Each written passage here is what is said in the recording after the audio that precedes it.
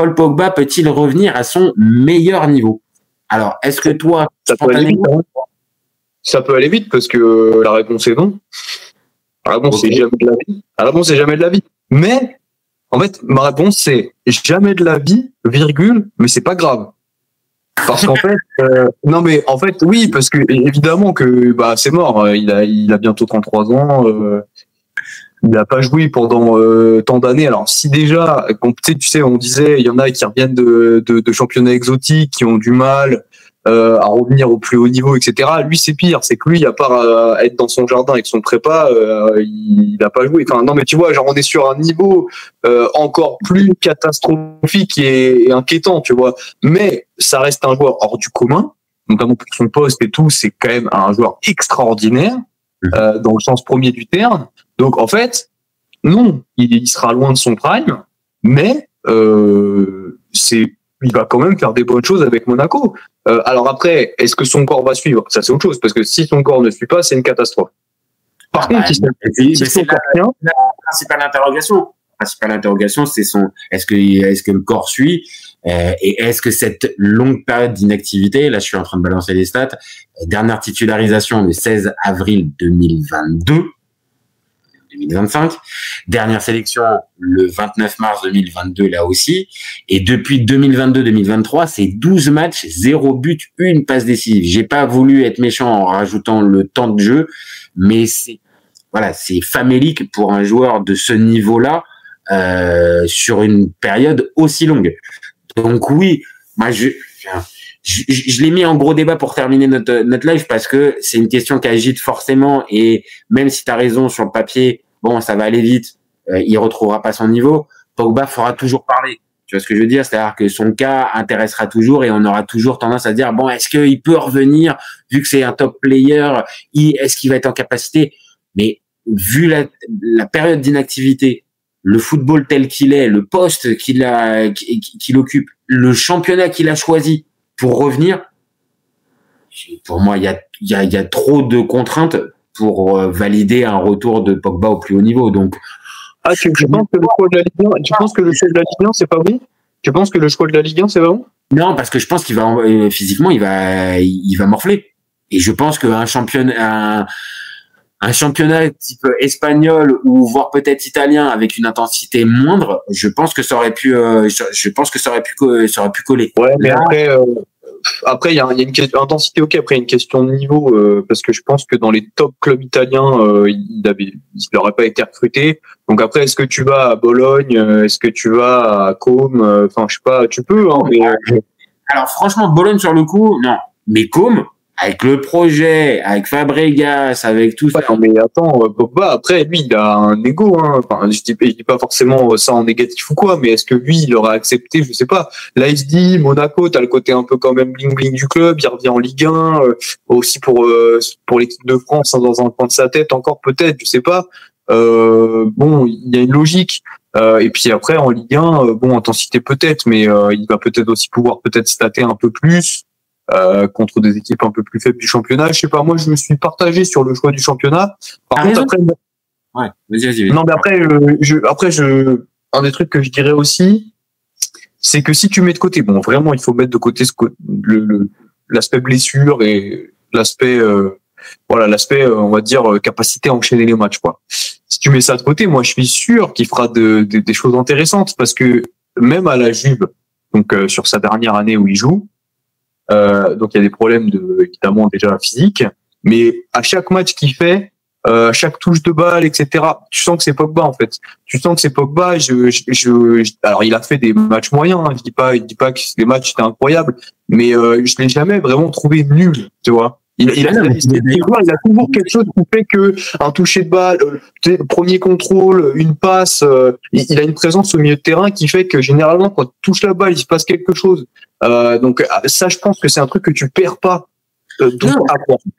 Ça, en fait, sur ça, je suis bien d'accord, et c'est d'ailleurs même pour ça qu'on fait ce débat. C'est-à-dire que il inspire quelque chose, footballistiquement, humainement, tout ce que tu veux, qui fait que tu peux pas passer à côté. Donc ça, bien évidemment. Et pour ça, oui, ça peut peut-être même coller peut-être la Ligue 1 sur ce point-là. Par contre, de l'autre, tu l'as dit, c'est la période d'inactivité aussi longue dans un football on va dire, aussi exigeant physiquement comme celui. Pour moi, ça ne peut pas coller. Il y a 2 ans de ça, on avait fait le débat sur la chaîne au sujet du retour de Benjamin Mendy en compétition, alors pour d'autres raisons, mais qui s'était arrêté lui pareil pendant 18 mois. On a bien vu derrière. Physiologiquement, je pense qu'il y a un arrêt aussi long. Tu ne peux pas revenir derrière. Et qu'après, oui, les qualités intrinsèques, la première touche de balle, l'aura qui peut être envoyée sur sur tes coéquipiers, la crainte pour les autres. Ok, pas de problème, ça reste. Par contre, factuellement sur le terrain, on va dire faire les différences comme on a pu le voir. Et je parle même pas du prime de Pogba. Je parle juste d'avoir un joueur régulièrement qui peut enchaîner 70, 80, 90 minutes. Je pense que ça, malheureusement, je pense qu'on le verra pas. Donc, pour moi, assez logiquement, comme tu avais dit au tout début du débat, il peut pas revenir à son meilleur niveau et je le vois pas faire mieux. On en a parlé en off sur le groupe aussi, pareil, du BFC Copain. Pour moi, je le vois pas faire plus que 15 matchs, toutes compétitions confondues cette saison. Oui, mais j'ai envie de te dire un truc. Est-ce que c'est grave pour lui et pour Monaco? Non, et c'est pour ça que peut-être que le contexte est pas trop mal, parce que si sur la première partie de saison, là, jusqu'à décembre, en fait, il fait que progressivement que des bouts de match jusqu'à arriver à faire des 30-40 minutes, tu vois, en deuxième période, ou alors il finit par commencer un match et être remplacé à la 50e, 60e. Pourquoi pas? En fait, peut-être que c'est ça qui va le remettre dans le rythme. Est-ce que Monaco a réellement besoin de lui titulaire journée 1? Non, parce qu'en fait, ils l'ont pris. Ils sont pas bêtes. Monaco, ils l'ont pris comme un joueur d'appui. Hein. Ils ont déjà leur milieu de terrain, je pense, en tête. Ah, c'est vrai. En fait, pourquoi pas? Si ça se trouve, il va progressivement reprendre le rythme. Ça va être difficile, mais en fait, il a le temps pour le faire. Il a pas tant de pression. Enfin, oui, effectivement, tu as une pression un peu médiatique parce que c'est Pogba, parce qu'il revient, parce qu'on l'attend, etc.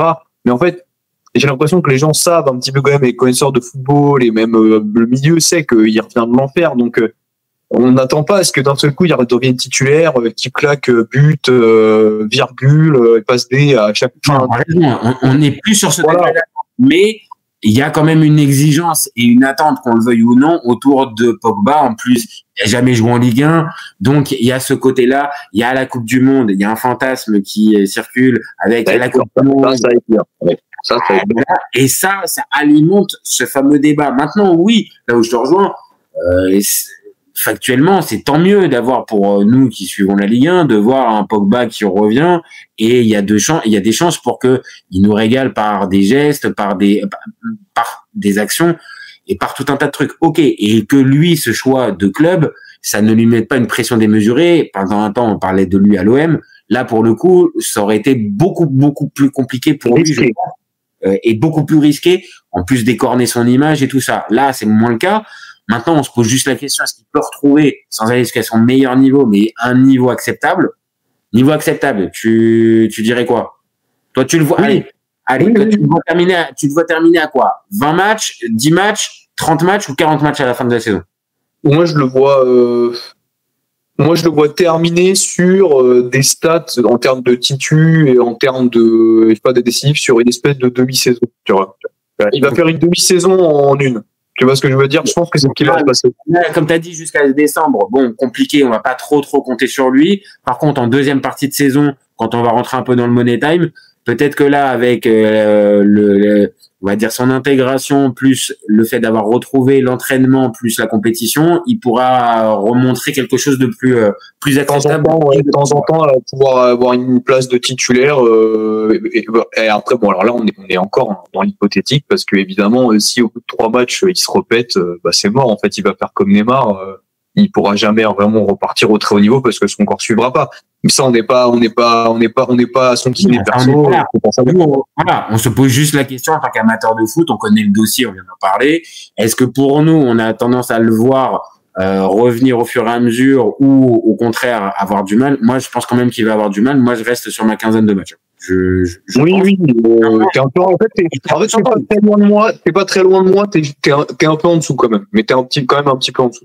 Moi, je lui vois moins la fameuse deuxième partie de saison de meilleur niveau que toi. Je pense que il va galérer avec les blessures pendant toute la saison, et que il va osciller entre 3 matchs et puis blessures et puis revenir et puis tout ça. Et que cette saison, on ne pourra pas compter dessus. Donc désolé Aurélien, Aurélien du FC Copain. Désolé qu'il le veut absolument revenir en équipe de France. Ça va être chaud. Ça, par contre, ça va être chaud. Là, franchement, c'est la grosse cote. Et je pense qu'il aura l'occasion de venir défendre cette théorie-là. Mais vraiment, celle-là, c'est la grosse cote du mercato.